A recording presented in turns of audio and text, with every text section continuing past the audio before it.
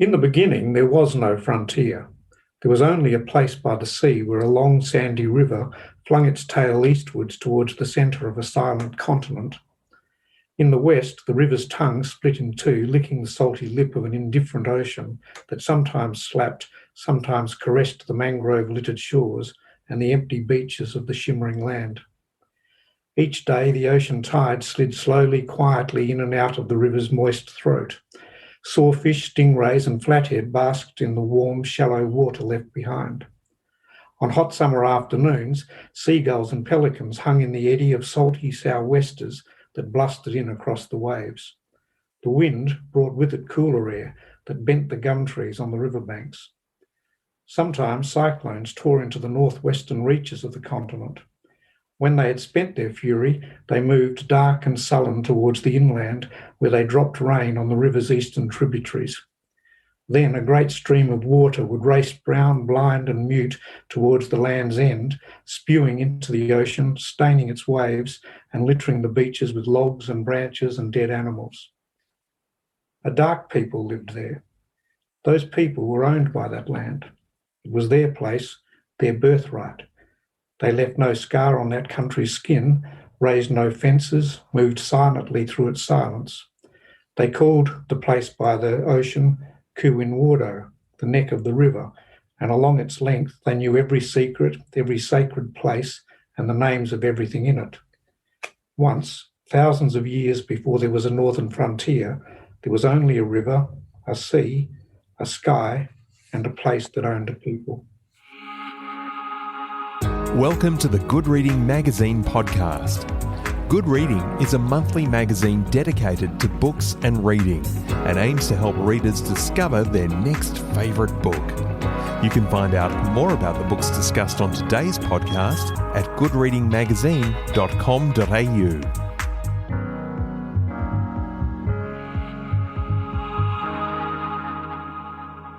Hello and welcome back to the Good Reading Podcast. I'm Heather Lewis and today we're joined by David Price talking about his new book Dark Tales from the Long River, a collection of tales of murder, dispossession, violence and misadventure that took place in the Gascoyne region of Western Australia during the 33-year tenure of Magistrate C.D.V. Foss, which ended in 1915. David, thanks so much for joining us today. No, that's my pleasure, Heather. So what inspired you to write about justice in Australia's northwest frontier and specifically the Gascoyne region and Magistrate Foss? Well, it didn't really come out of any kind of inspiration to write a book at all. I grew up in the town of Carnarvon, which is about 900 kilometres north of Perth. And when I was doing some family history about 5 years ago, I came across a story of a Chinese man called Ah Hook, who in 1904 went on a rampage and killed 4 people. And that reminded me that when I'd been a boy, I'd seen 2 gravestones in the Asian section of the Carnarvon Cemetery, which had 2 people murdered on the same night. And it had always intrigued me as a child, but I'd never known the story behind it. So I thought, well, I'll write that story down because Carnarvon people will probably enjoy it. And then I thought, well, why don't I find more stories about Carnarvon and I'll put them onto a blog and Carnarvon people can see a little bit of their history. But as I started to delve into story after story, it became clear to me that there was a bigger story that lay behind it, and that was just exactly how crime and punishment played out at the turn of the 19th and 20th centuries. Well, where did the focus on Magistrate Foss come from, and also what can you tell us about him and his role in the region? So as I delved into that period of history, it became clear to me that many, if not most of the legal cases came before the local magistrate, and his name was Charles Denroche Vaughan Foss, and he was the first magistrate appointed to Carnarvon in 1882. I think it's fair to say that he was appointed at a time of great unrest in the Gascoyne Murchison, largely attached to 2 things.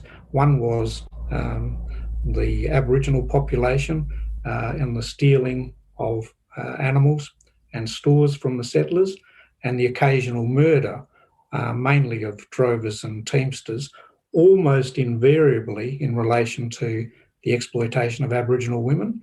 So there was definitely a sense amongst white settlers, that in fact that law was required.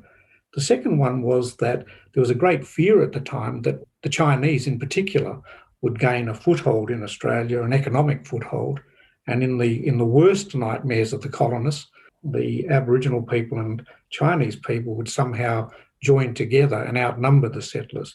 So Foss was really sent up to bring a legal sword to bear on those two problems. I wanted to ask about your process of research for the book, because you've managed to get a remarkable level of detail, both in describing the variety of crimes committed, but also the trial process that occurred afterwards. What was your research like? So the stories themselves I found through Trove. So that was my starting point. By doing a simple word search, for example, Carnarvon, Gascoyne, Aboriginal people, Chinese, etc., any number of news stories would appear, and that tended to be my starting point. Papers of the time did record many of the details of the court cases, but of course, once I knew when these things had happened, I had access to court records, Hansard, diaries, etc. But the starting point was always what was making the news in that time. And the other striking thing of the book is that the tone is quite impartial, and you kind of let the historical facts and the people involved stand up for themselves. Why did you choose to write in that way? Yeah, that was very purposeful, actually. So for many years I was a teacher, and one of the things I learned from being a teacher was that the very worst way you can bring people to learn anything is by lecturing to them. So I thought the best way this story can be told is simply through the stories and allow people to make their own judgments. I thought that if anyone suspected or thought that I, in fact, was trying to tell them something that perhaps they didn't really want to be told, they would just turn away from it. So the stories have been designed to be as inherently interesting to the average reader as possible, and any learnings that are bigger than the stories, I've allowed them to make those judgments themselves. But I think the judgments for any average person are fairly easy to make. Yeah, definitely. Well, from your perspective, I'm curious how life on the northwestern frontier of Australia compared to other frontier areas of Australia during this time. I think that's a really good question. I would say they were a microcosm of exactly what happened across the entirety of Australia. It was just that because the northwest or Western Australia was so remote, it came to these things later than the rest.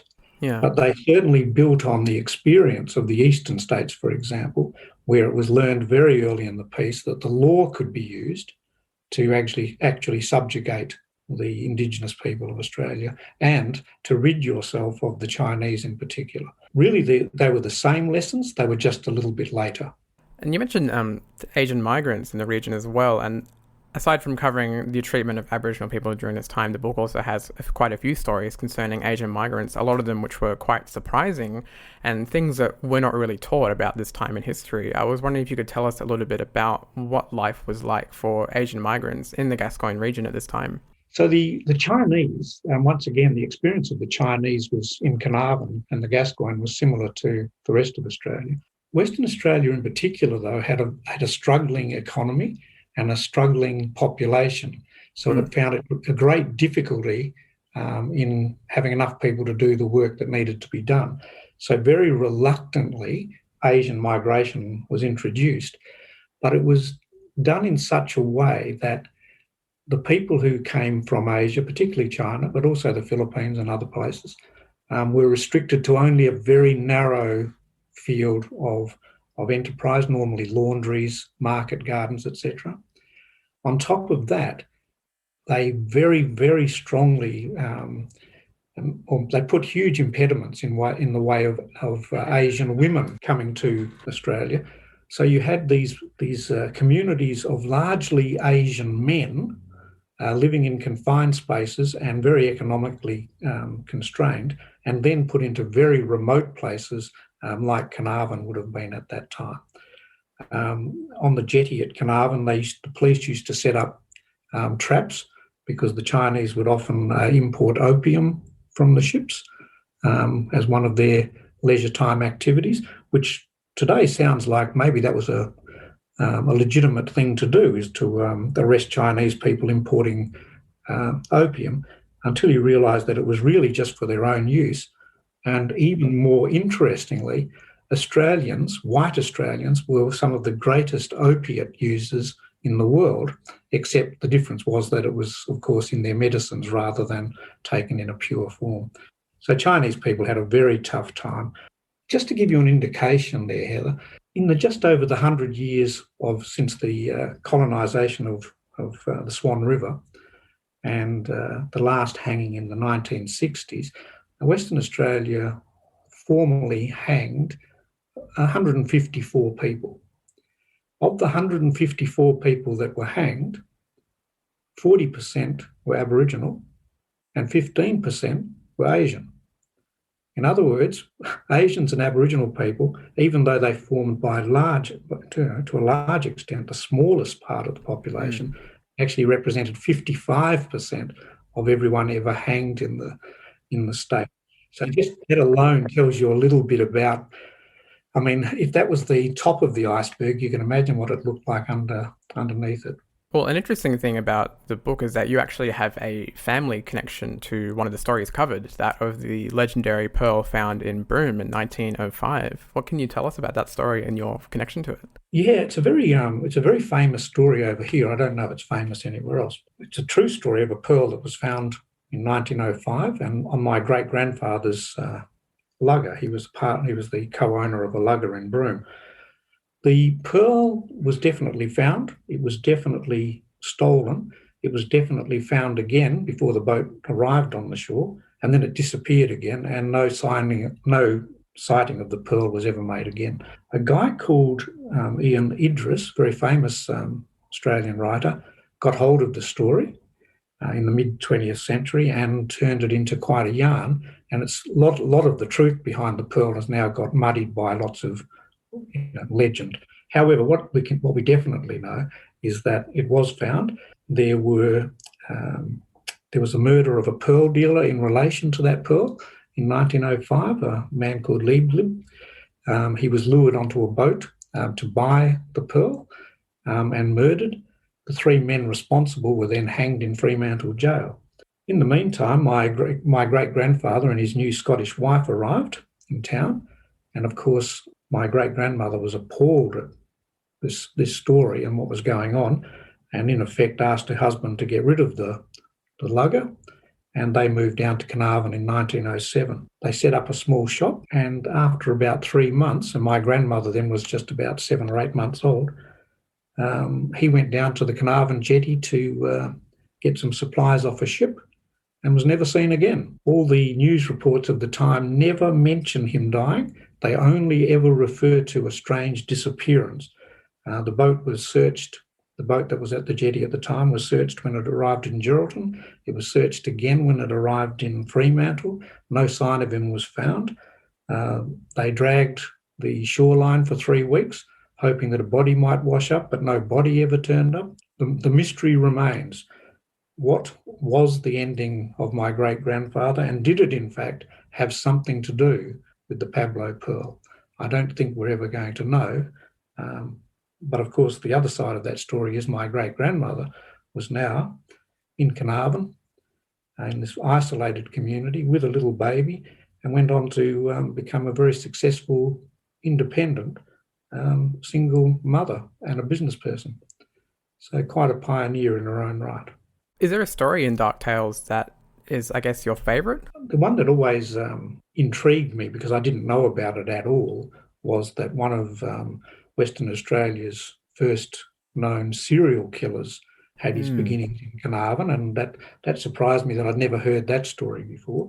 A guy, quite nasty little man called Charlie Spargo, who committed at least 3 murders, maybe 4, and at least 1 attempted murder before he was caught. But I think the favourite story, also the most tragic story, is the story of Topsy, the little Aboriginal toddler who was shot to death by a white man in front of her parents and another witness.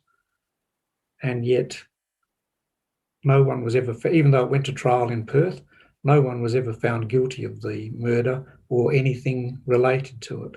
And Topsy's parents had to go back into the bush after that trial, which you can imagine must have been a bizarre circumstance for them to be taken all the way to Perth to witness this arcane court case in front of judges and lawyers, only to be told that no one was responsible for the death of their daughter, and then to be sent back home again. So that's always seemed to me to be the saddest story, but also the one that tells us so much about that time. Yeah. Well, with that in mind, for my last question, I wanted to ask what you think we can learn today by looking at crime and punishment in Australia's frontier days.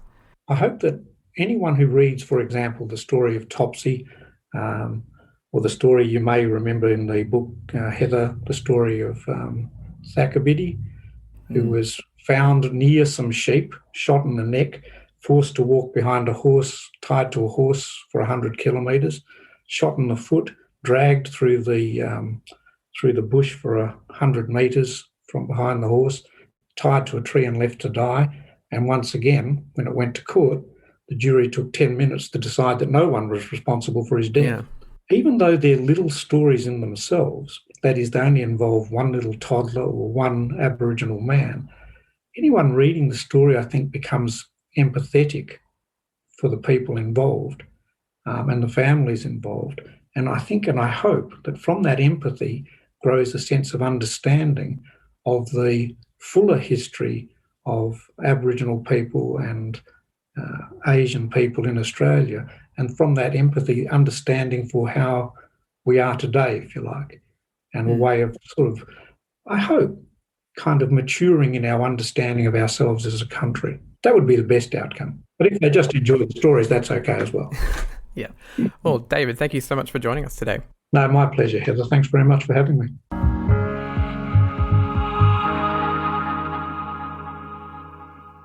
Subscribe to Good Reading print and online magazine at goodreadingmagazine.com.au.